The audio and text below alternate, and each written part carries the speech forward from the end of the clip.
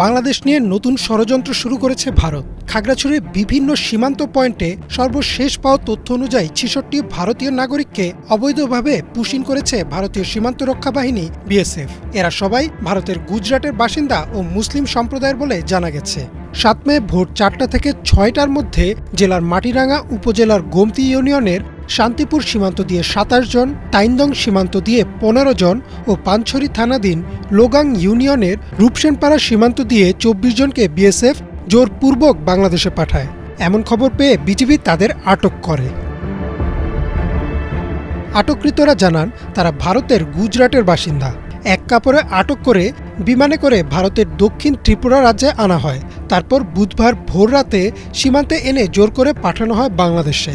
স্থানীয়রা জানান ফজরের নামাজের পর ভারতীয়রা বাংলাদেশে অনুপ্রবেশ করে। এরা ছিল ক্ষুধার্ত, এ কারণে তারা অনুপ্রবেশকারীদের খাবারের ব্যবস্থাও করেন। ফজর নামাজের পর উঠে দেখলাম যে ৭-৮ জন মহিলা পুরুষ না খেয়ে পড়েছে।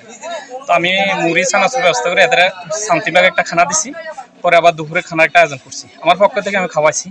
তো পরে বিজিবি আসছে, বিজিবি আসার পরে এদেরকে একটা হেদের দায়িত্বে নিয়ে গেছে। বলতেছে যে আরো ইন্ডিয়া নাকি আরো ১৭ গাড়ি স্টক করে রাখছে মুসলমান। ২৭ জন মুসলমান ভারতের থেকে বর্ডার পার করে আমাদের বাংলাদেশে দিচ্ছে। আমার বাড়িতে ফাঁসের বাড়ি, আমি দৌড়ে আসি, দেখি দিয়ে মহিলা এগুলো এনে মাটিতে পড়ে রয়েছে।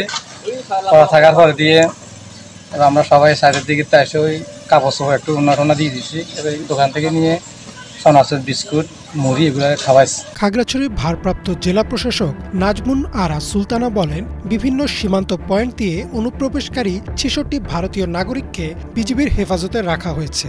এ নিয়ে সীমান্তে সতর্কতামূলক ব্যবস্থা গ্রহণেরও নির্দেশনা দেওয়া হয়েছে। বিজিবি বিষয়টা দেখছে, দেখভাল করছে। তারা সকলেই এখন বিজিবির আওতায় আছে এবং বিজিবির সাথে আমাদের স্থানীয় প্রশাসন, ইওনো, ওসি তারা যোগাযোগ রাখছে। তাদের অন্যান্য বিষয় যেখানে বিজিবির সহায়তা প্রয়োজন, প্রশাসন সার্বিক সহায়তা প্রদান করছে এবং স্থানীয় জনগণকে ওই বিষয়ে সতর্ক করা হয়েছে। সীমান্ত সূত্রে জানা গেছে আরও অন্তত ১৭ গাড়ি ভারতীয় নাগরিককে বাংলাদেশে পুশিং করার জন্য জড়ো করছে ভারতীয় সীমান্তরক্ষী বাহিনী BSF. Desk report, Bangla vision.